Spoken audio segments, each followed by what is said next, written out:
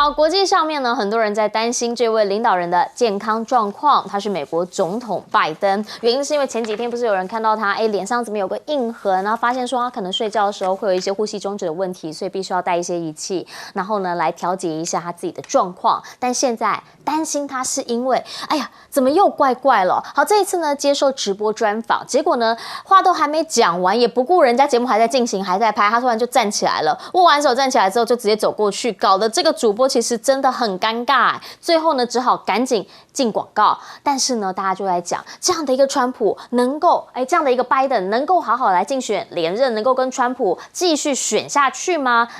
会不会在做决定的时候，有的时候脑袋没有办法很清楚呢？可是看了他一些作为，又觉得说，这招真的蛮狠的，因为他们现在什么？现在找了荷兰联手出组合拳，也就是说呢，他们先前的讲这些光刻机的部分，基本上啦，就连比较一般的平接款的也都不能卖给中兴，所以呢，只要是要卖去中国的，不管呢是进阶款的，是平接款的，通通都不行。而且新规定9月1号生效了。现在呢，双方就是要在半导体上头完全的限制卡住中方。中方当然说了，这不符合任何一方的利益。通常呢，他们也要特别来跟荷兰说，你们真的要跟着美国走吗？那中国驻荷兰的使馆就回应了，说这种行为呢，基本上会损害到全球的产业供应链，而且呢，辉达也跳出来说话了，因为不只是光刻机的部分咯，还有什么？还有辉达的晶片。我们都知道，辉达先前为了做中国这个客户的生意，他们还特别帮他设计了一款晶片，是美国政府的制度下头应该可以卖他的。现在连这一款通通也要被禁了，所以他们就直接讲啦，这真的会把我们通通都给害惨了。而且呢，现在在美国，他们的政府是直接告诉这些商业人说呢，你要知道，现在他们一个新的反间法上路了，你们皮得绷紧一点点。好，这个是 Wall Street Journal 呢，他就直接讲了，说新的这个反间法很有可能就会直接把认为有问题、对国家安全造成威胁的人，不让你出境，甚至呢有可能会去影响到你的商业活动。这一些呢都是一个风险，那你必须要了解，如果你要跟中方来做互动，这就有风险。美国政府是这样跟他们的商人说的，但是中方是怎么说的？来看到中国驻美国的大使谢峰，他就直接讲了，他说现在美中关系恶化，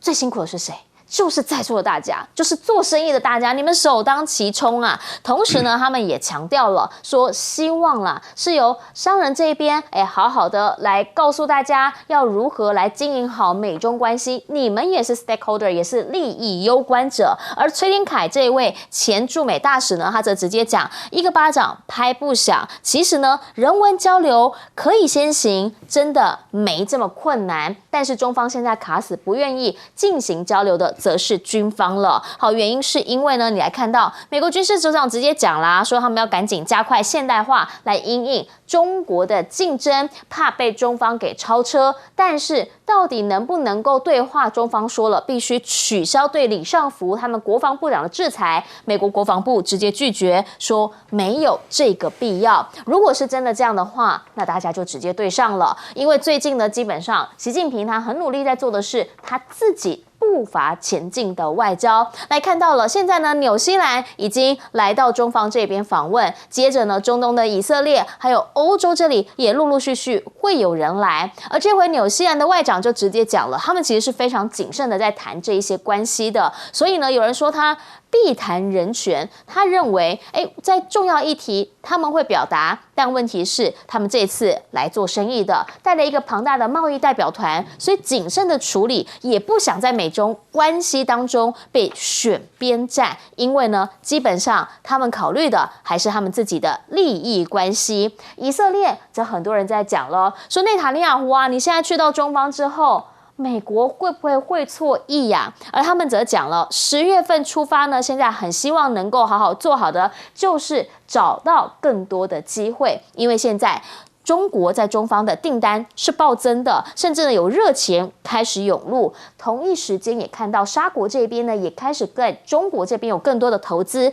比如说投资了高和汽车啦，比如说呢阿联酋投资了蔚来汽车等等等。而现在呢刘建超好也开始建了他们的经济还有规划大臣，希望双方呢，在党的力量是不是能够有更多的合作？至于在欧洲的这个部分，因为呢，他们即将要来召开峰会，然后会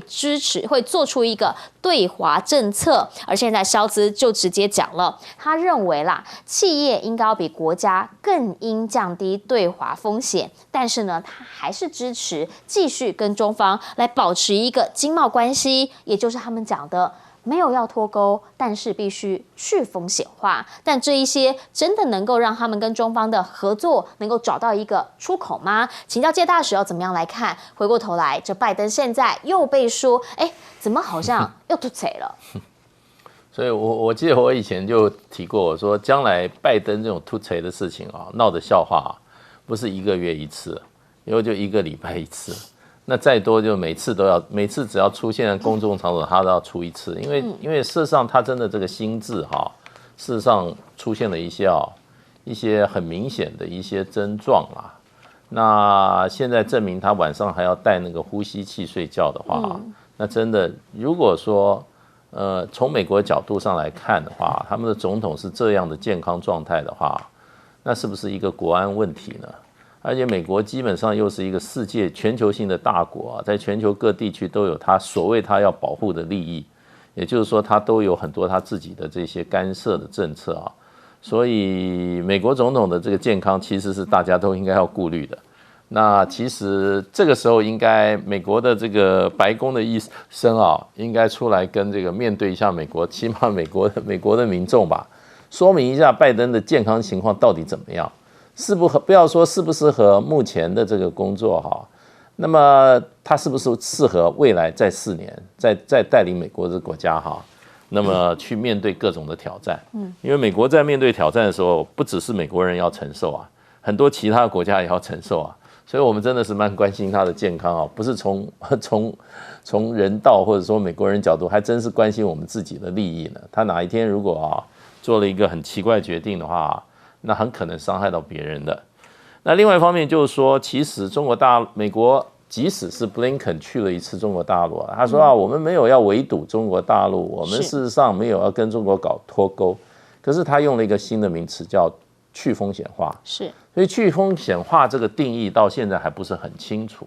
那么可是从美国实际的作为来讲的话，对于中国大陆，从中国大陆角度来看的话，就是美国对中国大陆的打压，对大陆的打压，事实上尤其在经贸方面，事实上你也不能说变本加厉，可是从来没有停止过因为最近连这个荷兰产的产品美国也有意见，要荷兰把这个生产制造半导体很重要的光刻机对中国大陆断供。本来是断供所谓的极紫外光光刻机，这是做这个先进制程的，也就是差不多7奈米以下的这些半导体这些晶片。可是现在呢，美国是要求 ASML 连这个DUV， 也就是一般的光刻机做成熟制程的也要对中国大陆断供。那基本上就是全面封杀中国大陆现有的这个半导体的制造业，因为成熟制成的这个，也就14奈米以上的这些半导体这些晶片，事实上中国大陆已经量产了，而且产量很大。可是没有光刻机的这个设备的话，那么生产是不是会受到影响？这都是很大的一个问题。所以即使是说布林肯说现在对美国跟中国大陆没有什么这个脱钩断链的问题，可是光这一点的话，基本上跟以前的做法是可以说是完全如出一辙，并没有任何的改变。是杨老师怎么看？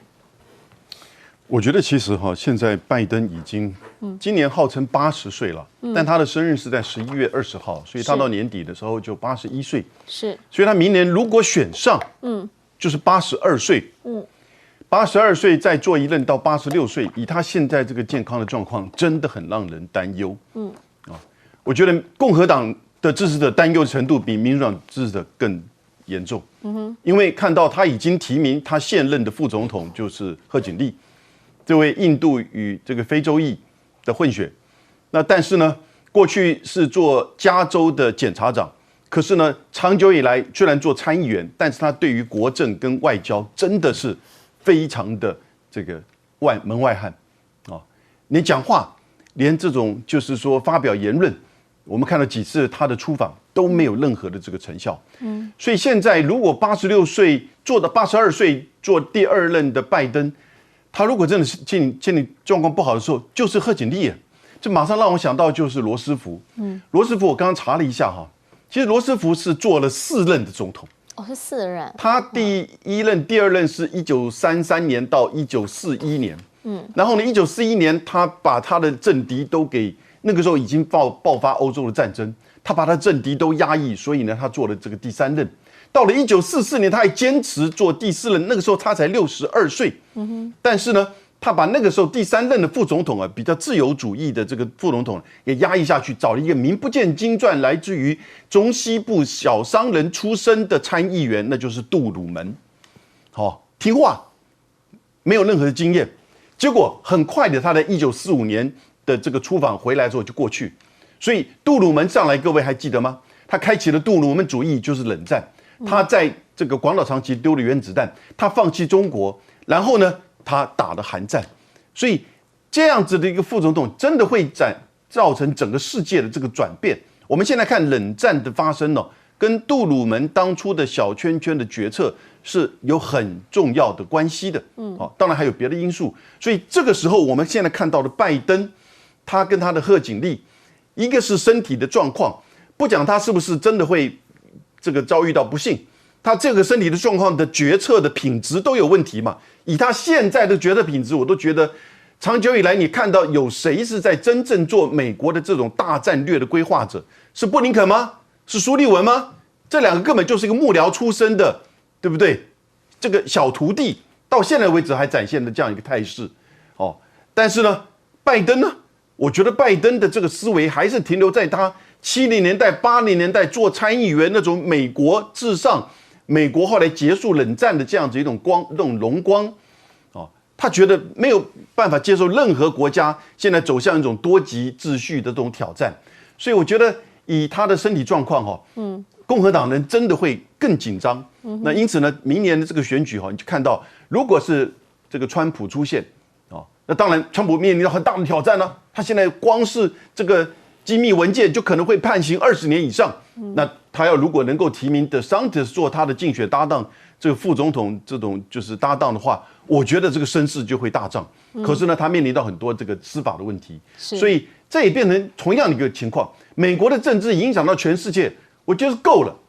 已经够了。82岁了，你还要再连任了，够了。美国到现在领导的全世界，他的这个外交政策的这种方向，跟整个造成这个混乱，也真的是够了。长久以来对于这些全球南方的忽略，然后呢，产生了这样子南北的这种落差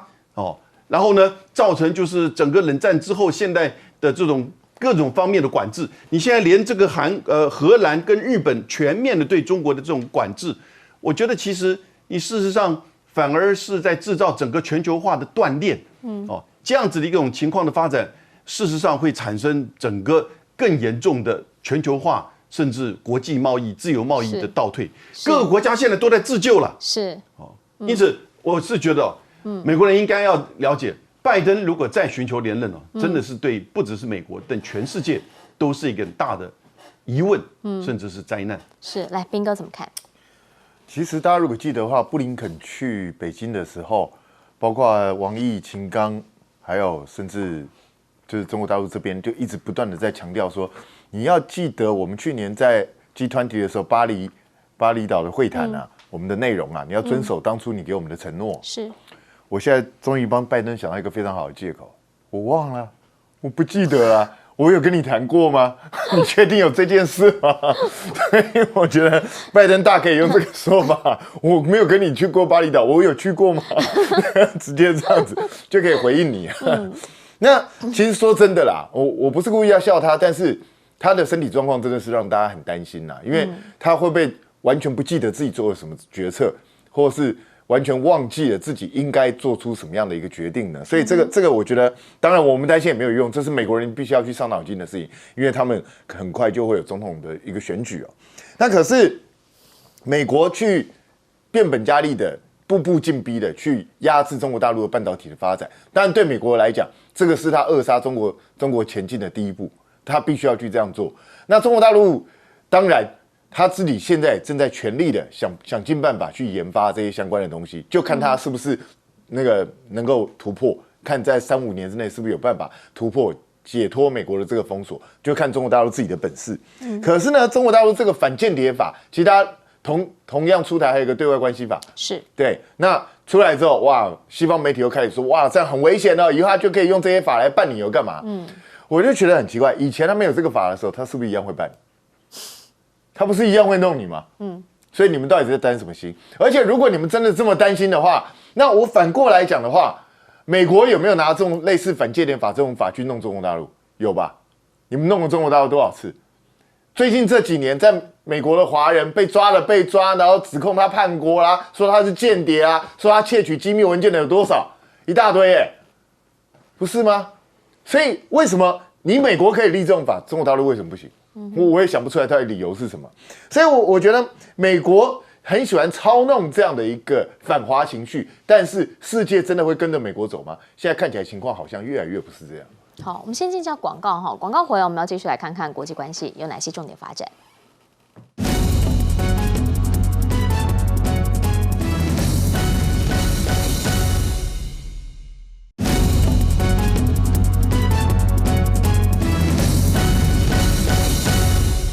好，现在呢，在国际局势、国际新闻，很多人关心的是法国，因为法国现在还好吗？好，先前呢，因为一个非裔少年他拒绝临检，结果被远警射杀，引发了民众的怒火。现在已经有连续3个晚上出现了示威暴动，数百人被捕。而就在这个时候呢，马克宏他要赶紧来开危机会议，同时他呼吁大家不要让孩子出门来参与，因为现在您看到了，不管是烧车啊，或者是这比较激烈的。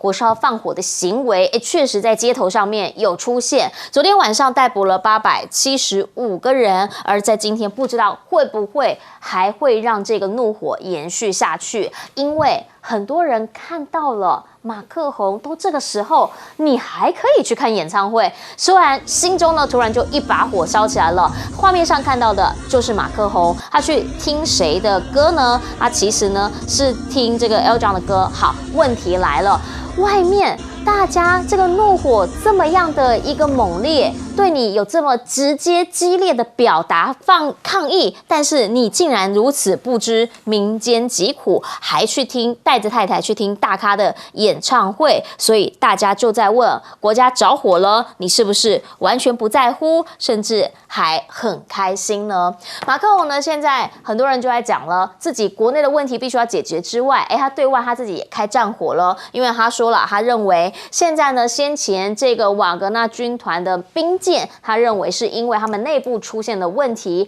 同时还直接呛瞎说，你看看他们的军方很脆弱，让俄罗斯的外交部发言人直接回呛了，就直接讲啦，说你觉得我们脆弱，我也看到你们法国的新闻啊，不是到目前为止已经有数十万人走上巴黎，还有各地的街头吗？这是不是表示你们其实政府才不团结呢？而目前呢，其实瓦格纳这整个兵舰事件已经画下句点了，同时他们在海外的一些据点，包括在非洲啊等等的据点，已经开始由俄罗斯的国防部来直接接管。传出叙利亚这边已经有6000名的佣兵呢，直接向俄罗斯来报到。那大家就要问，那他们先前的老板呢？普里格金现在是不是真的大限将至？好，原因是因为乌克兰的情报局讲的，说普京呢已经对他们自己内部的安全特种部队下了格杀令，真的是这样吗？而现在呢，在俄乌战看到俄罗斯已经乱起来了，乌克兰进军呢却好像没有办法很快。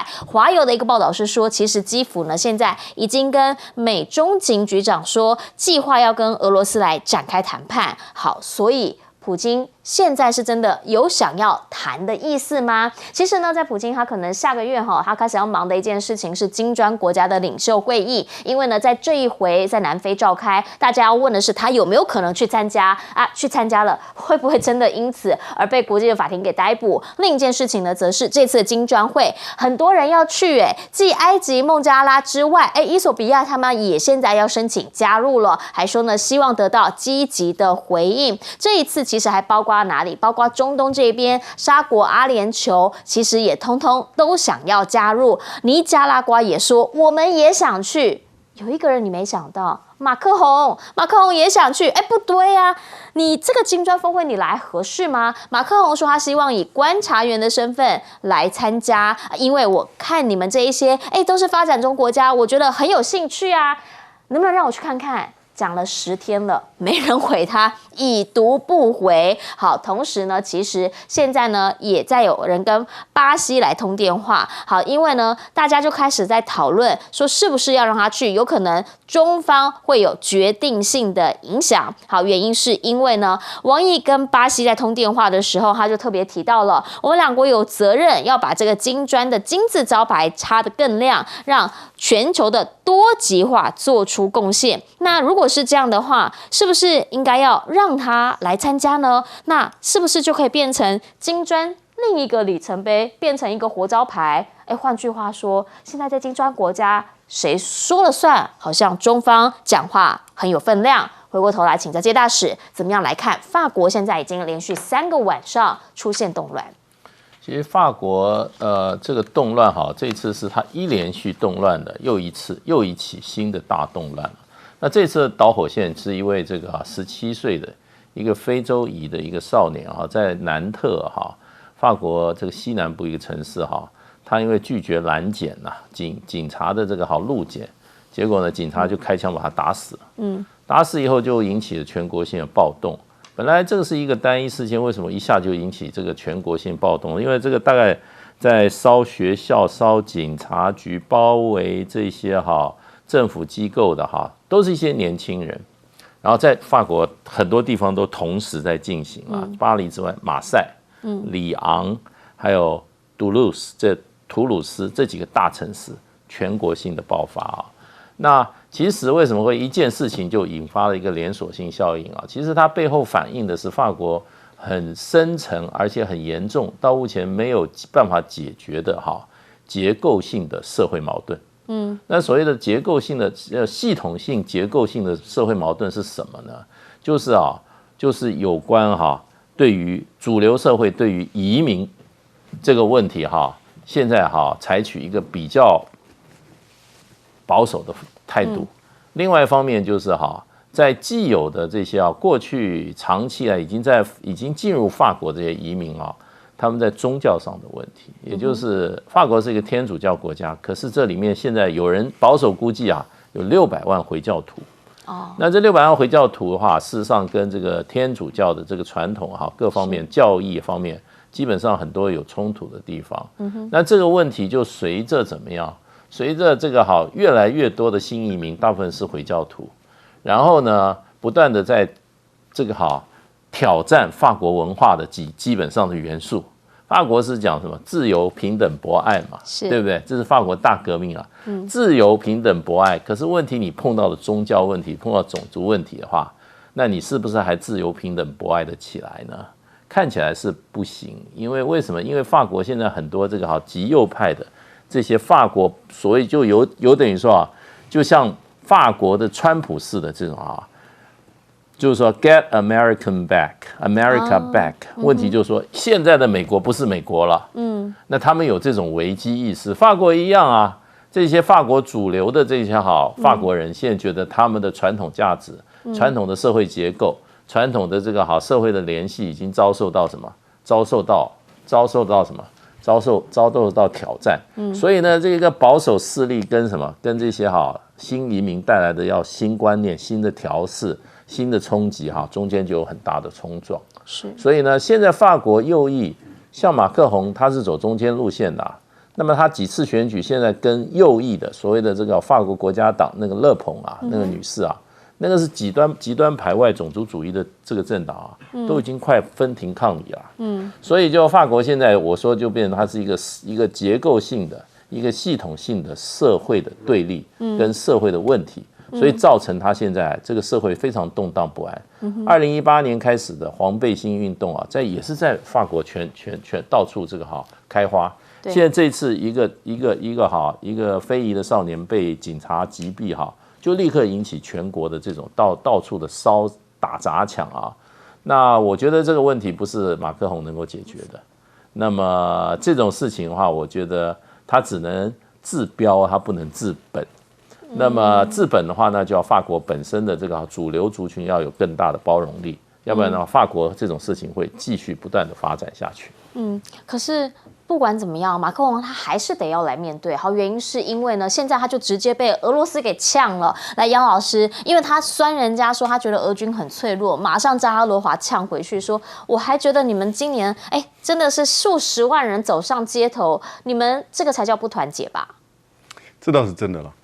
在俄乌战争发生到现在，其实对欧洲各国的经济、能源、社会，然后你看到这样子的不稳定的因素开始此起彼落的不断的就出现，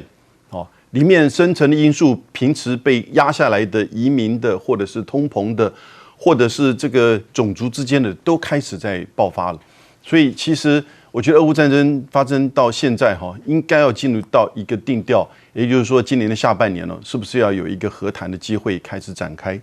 但讲到这个金砖呢，我觉得其实因为8月份就要金砖的这个峰会开始，金砖最早只有4个国家，还没有南非，后来在2010年把南非进来，所以变成金砖5国。他们人口是很多了，因为中国加印度嘛，42%，然后呢 GDP 的话是23%。可是各位，如果你把这4个国家去掉中国，就是印度、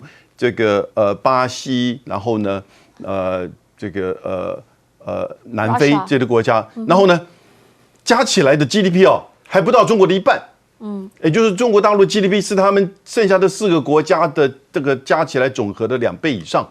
可是呢，在这里面我们没有看到中国大陆的这种完全的主导式的这种就控制这个金砖的组织。有人是说因为印度的角色了，因为像是在2015年成立的那个新开发银行，就是金砖银行。对。那他的第一任的行长是印度人，而且印度坚持说。不能够按照出资比例，那就是 IMF、World Bank 那个模式，要按照各国的这个就是比例一样的这个持股，那没有问题啊。那基本上其实从2015到现在，他也大概提供了超过300亿的贷款呢，相当多。那这里面大部分其实还是中国提供的了哈。但是呢，这样现在这个银行的这个行长呢，就是前巴西的总统罗塞夫嘛。对。所以现在已经大概有多少国家？14个国家想要申请加入了。好多。最新一个就是这个伊索比亚，伊索比亚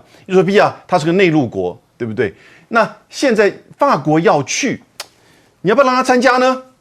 我觉得不需要拒绝，因为他不是成为新会员，他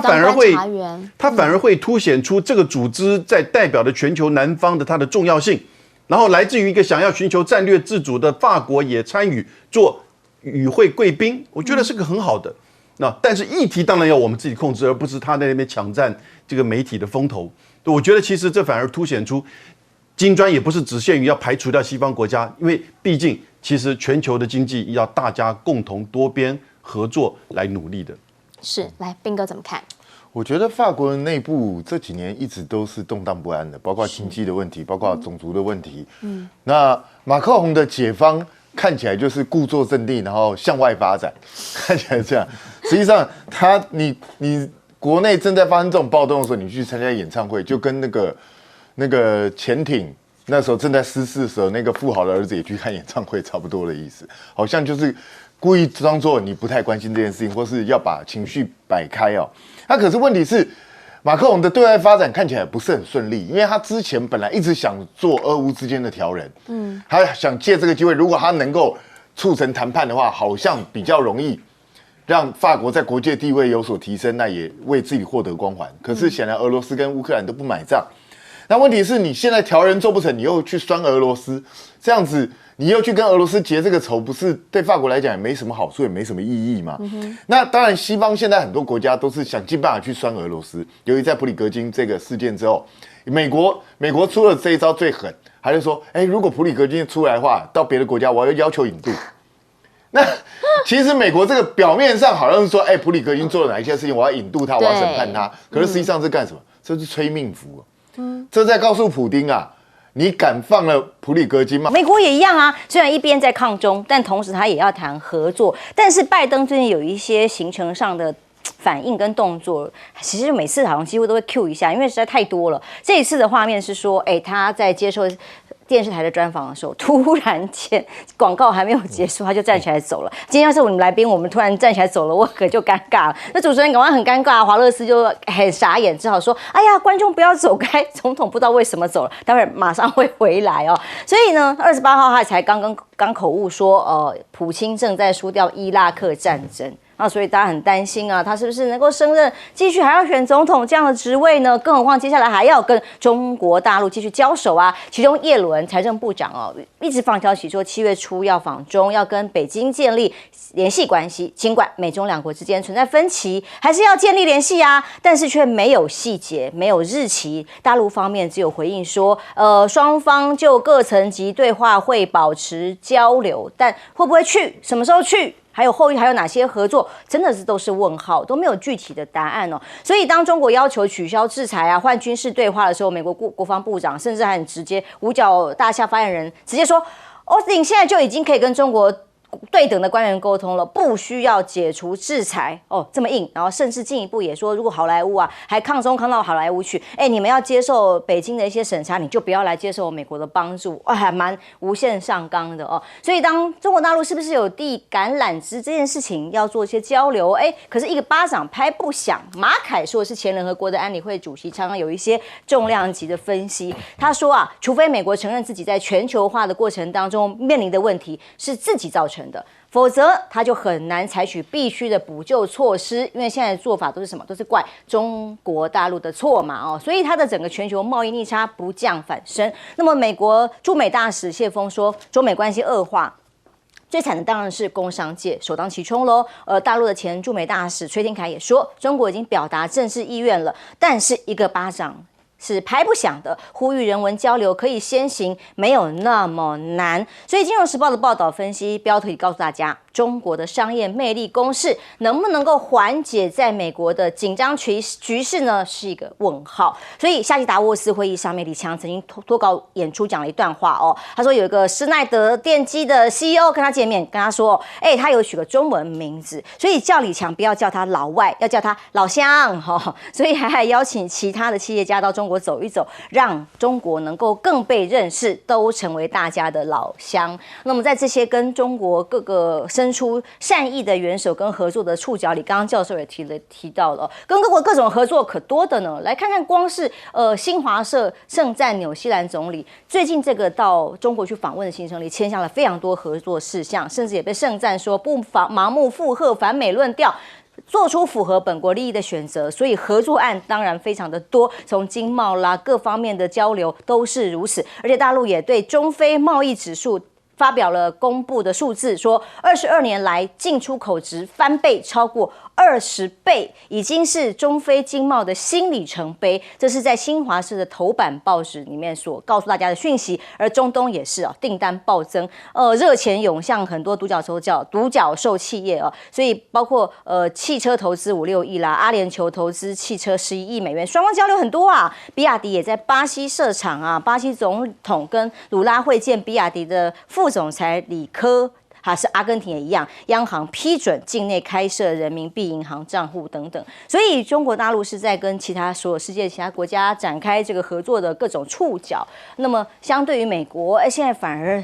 是在走断掉供应链的反全球化的趋势嘛？教授，美国的立场以及美国政客跟一般老百姓的心理我们要从一个很特殊的层面去看待。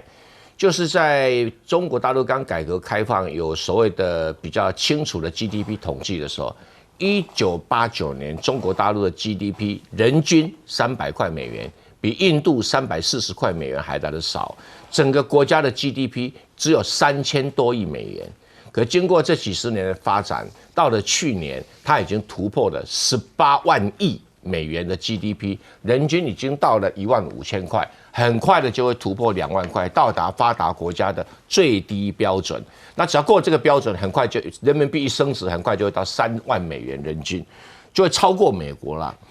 那你美国从一个以前他觉得呼来唤去的中国大陆，一下子变成说要平起平坐，或者甚至于说，哎呀，要对他客客气气。美国人的心态上呢，会觉得说，领导阶层是不是做得不好？那老百姓要怪领导阶层，领导的精英们就不是，是中国大陆偷了我的技术，是中国大陆抢了我的市场，是中国大陆抢了你们的工作机会，就要去编这个故事。那故事编完了以后，就要煽动反中情绪，降低美国领导阶层以及政治制度运作不良的一个责任。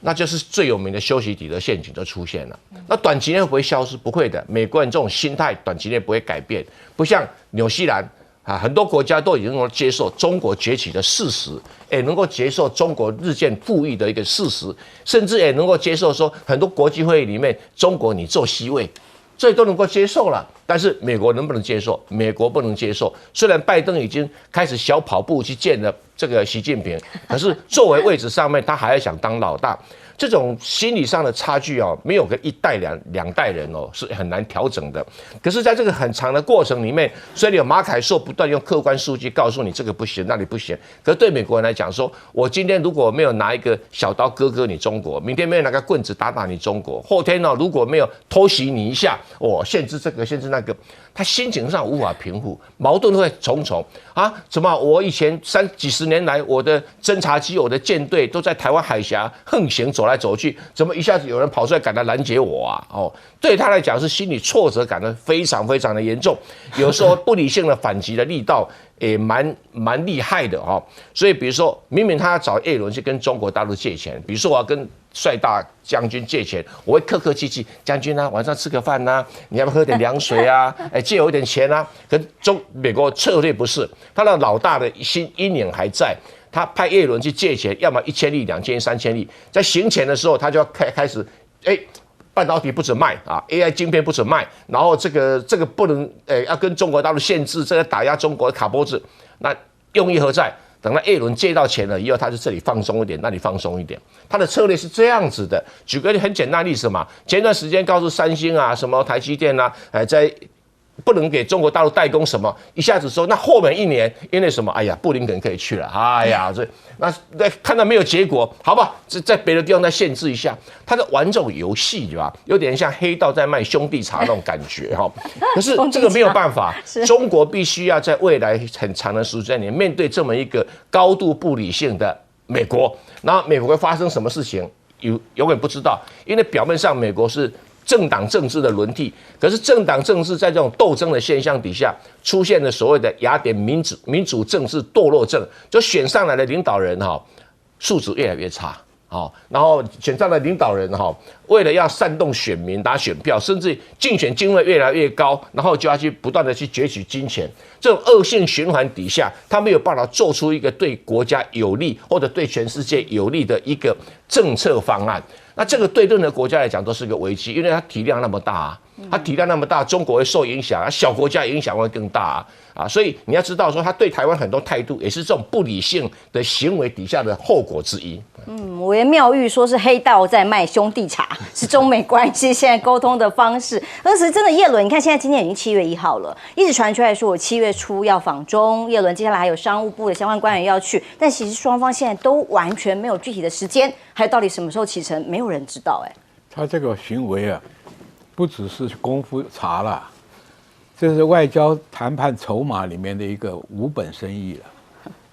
他要花钱吗？他不要他只要口头宣布这个限制那个限制，谈得好呢，我就解除。你美国投资了1毛钱没有？所以我讲了，除了功夫茶以外是无本生意这个没有本钱的嘛。亏打了股票跌了不少。对呀，真的。所以这个问题我就觉得很奇怪。当初为了要钳制苏联，拉中乒乓外交开始跟蜜里调油一样，跟中国搞几年，对不对？等到中国抚养大了以后，他又要想压他，对不对？那你压他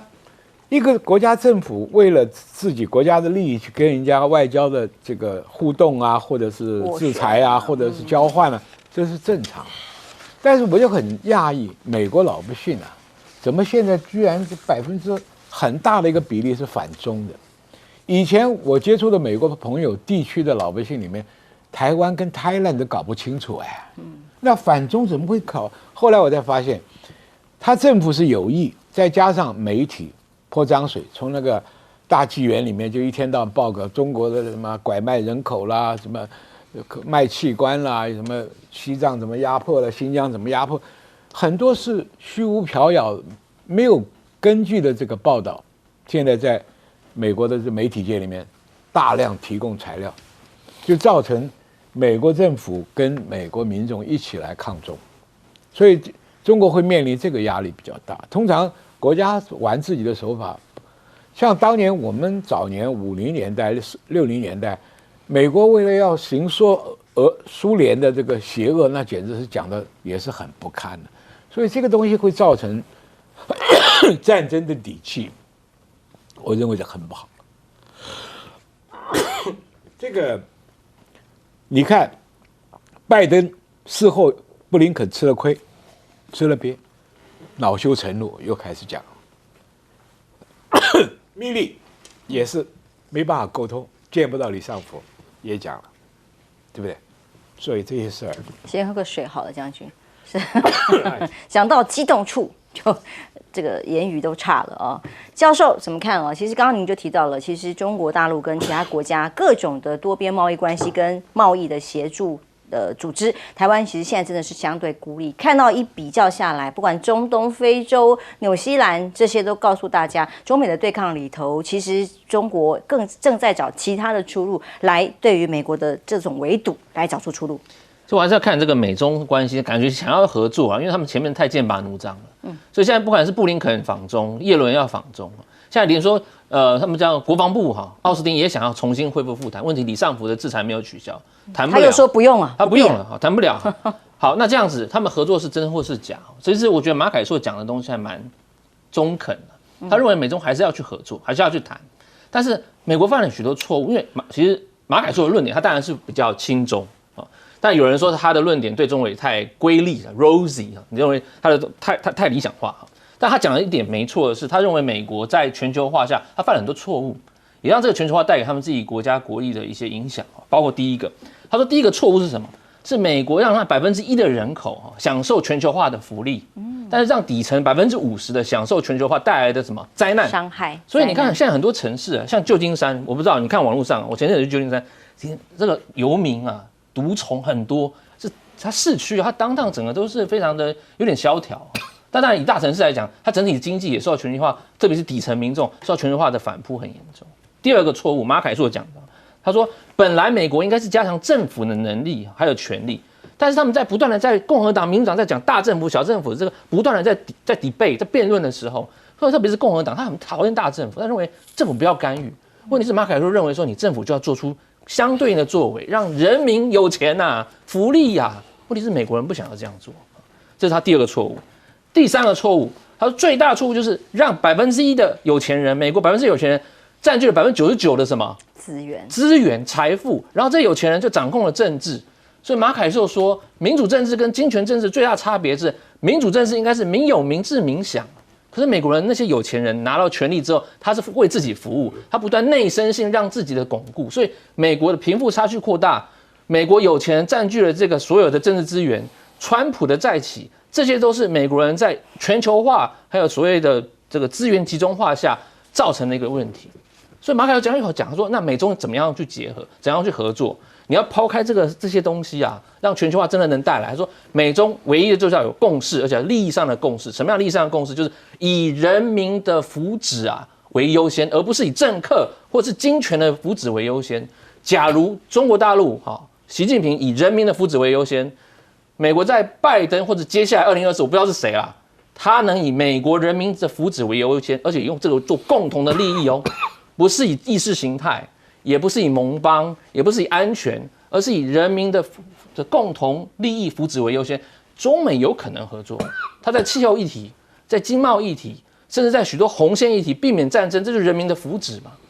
这一点未来是要这样去看的。所以我觉得马凯硕讲的东西，他当然有一部分他的想法是，就让我讲回复到，我不会完全赞成马凯硕的讲法，但是他有些东西还蛮中肯的，特别是他以这个新加坡，因为他新加坡退休外交官嘛，而且他以这个新加坡的观点，然后带来，而且他常讲，让我们去告诉美国人，亚洲人在想什么，这一点我觉得很重要。是。接下来看看法国，欧洲这个状况让大家看得很惊悚这个暴动已经是4天，现在已经进入第5天的阶段。法国因为抗议，一名非裔的少年遭到远警枪杀，犯了众怒，结果想不到这个连环爆的结果，居然让全国各地连续4个晚上发生示威暴动，有492栋的建筑物被毁损，2000辆汽车被烧毁，纵火事件居然有3380起之多，各地的画面爆，我们可以看到，透过画面来看一下马赛连图书馆都被烧毁就是想说这个射杀非裔青少年跟图书馆有什么关系？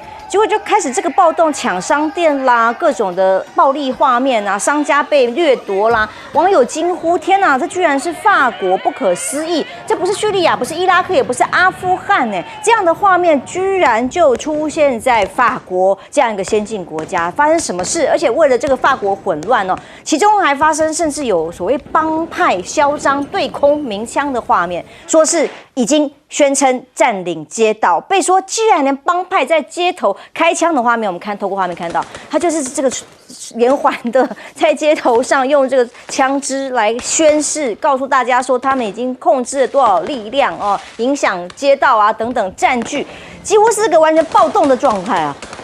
想说这个俄罗斯的军政变一天结束，法国4天进入第5天的暴动，是各地各自由民间所发起，到底发生什么事？甚至有中国的游客旅游巴士被刹车这辆车整个车子玻璃都全碎裂，让观光客现在去法国都会担心跟害怕，到底为什么？而法国的总理也宣布，在发生抗议的背景底下开始要部署宪兵装甲车。伯恩说，宪兵部队出动18辆装甲车，部署45000名警力来对抗议示威来进行压制。那马克龙礼拜五呼吁家长不要让孩子随便尤其是晚上晚上9点以后暂停公车、电车行驶，让孩子不要上街头了。现在很危险、不安全，出了门不知道回不回得了家。这是一个先进的法国出现的街头状况，但是马克龙当然也被批评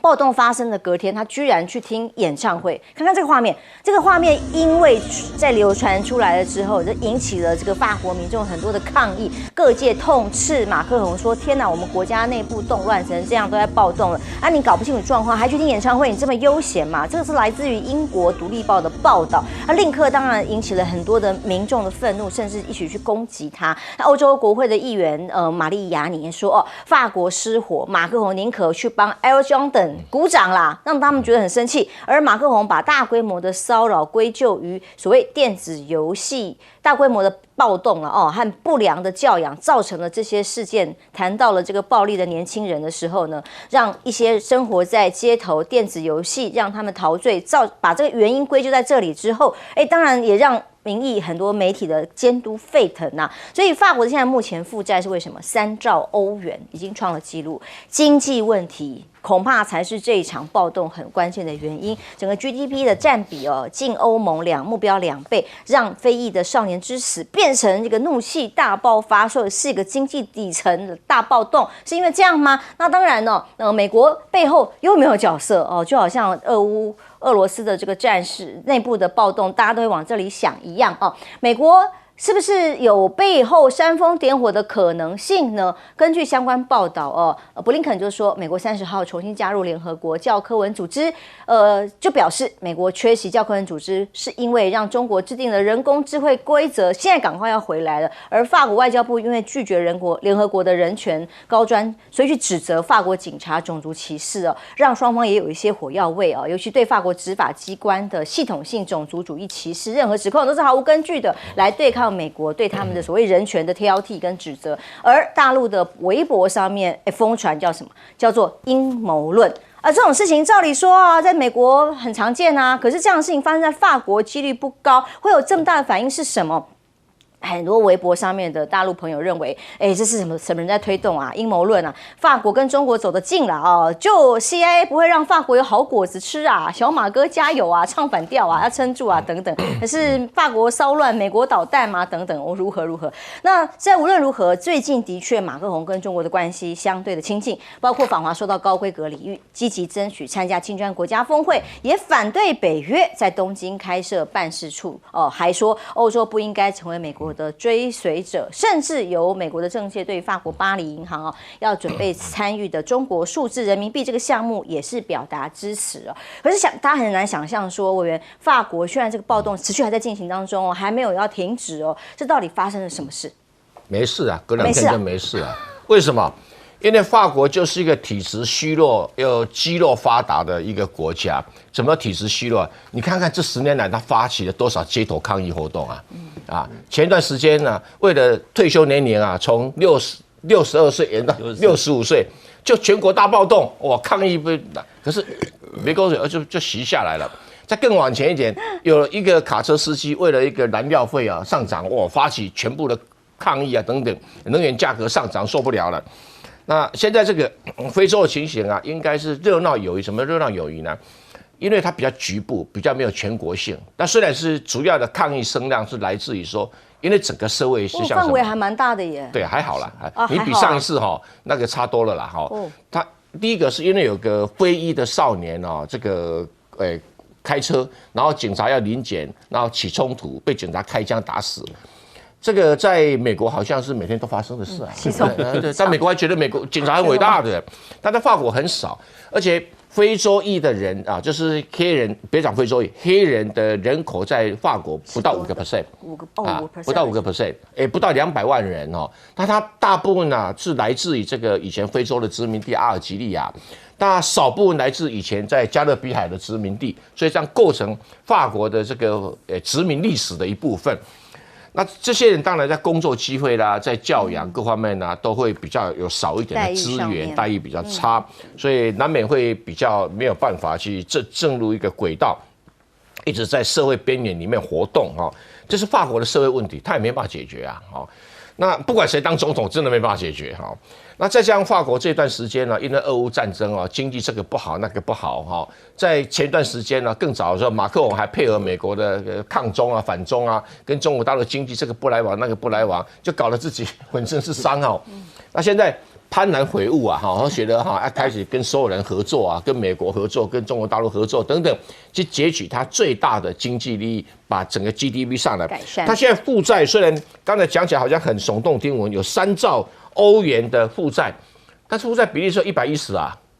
比美国低很多啦，比日本低很多啦可是法国人基本上比较难以忍受通货膨胀，可是法国通货膨胀跟德国跟其他国家比好很多因为每个国家的老百姓对通货膨胀忍受力不一样。像立陶宛讲得很大声，立陶宛通货膨胀率多少？不高，只有40%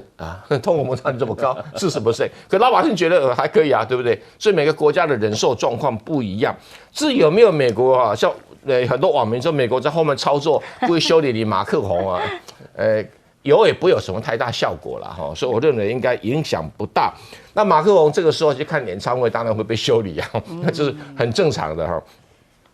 但整体来讲的话我不认为这个抗议的延烧会比上一次的这个什么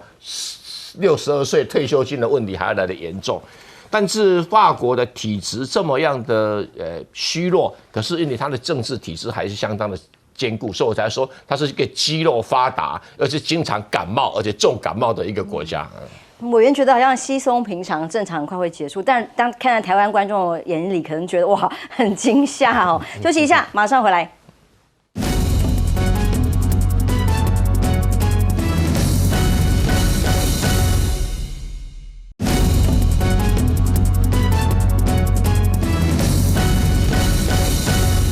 回来，法国的暴动进入了第5天喽。这大暴动的情况其实规模也不小，可是这个包括汽车、商店被砸扩大了好几个城市。可是好像委员大家看起来觉得这好像是常态，就是因为在经济内部状况不太好的情况之下，很容易擦枪走火造成的状况吗？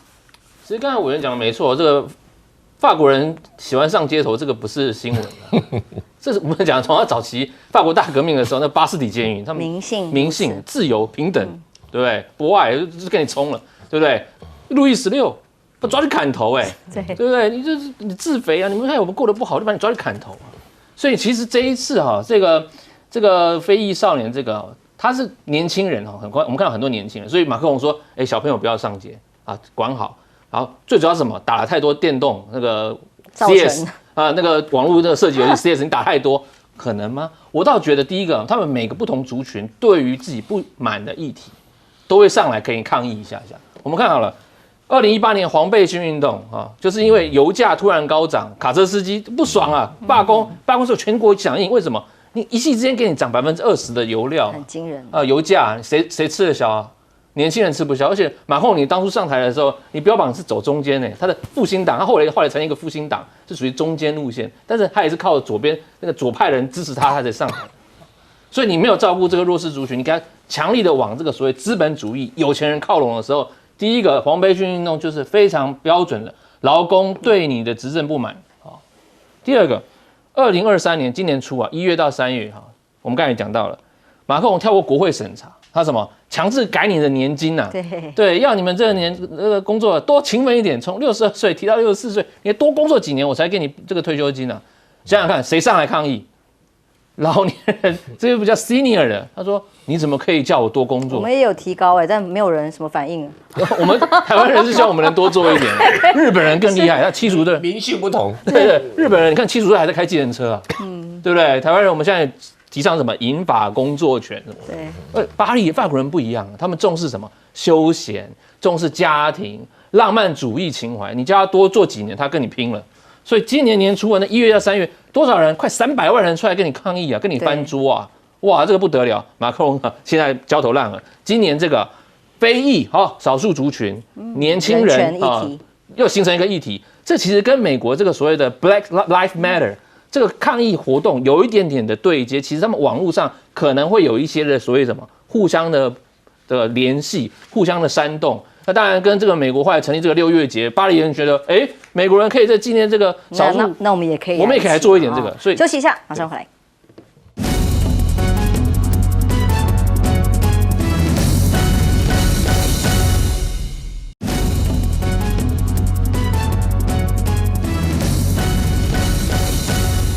欢迎回来，最后一段的节目我们将军对于台北的孤魂们能够回到台湾，让后代们觉得很感动这件事情很有感觉。对，台北的叫遗孤，是当年这个国军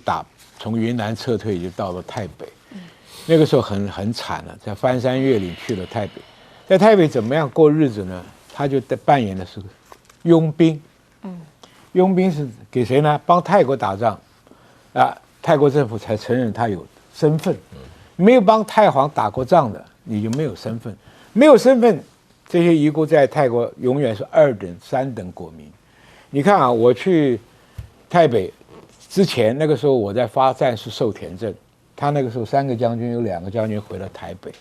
我说你们没有补给证，也没有军事上的任何文件，你们不可能马上发给你，但是我会发奖金办法。最后发给他，那个时候5万块钱对他们来讲是个天文数啊。那这些人为中华民国牺牲奋斗，到时候连个奉祀都没有，因为那3个将军都死了，后来剩下的人都在种茶，所以他们的学校泰国人不准你在正式上课时间教中文，你要人家泰文学校放学以后，你才能办中文教学。所以我去当立委去过2次。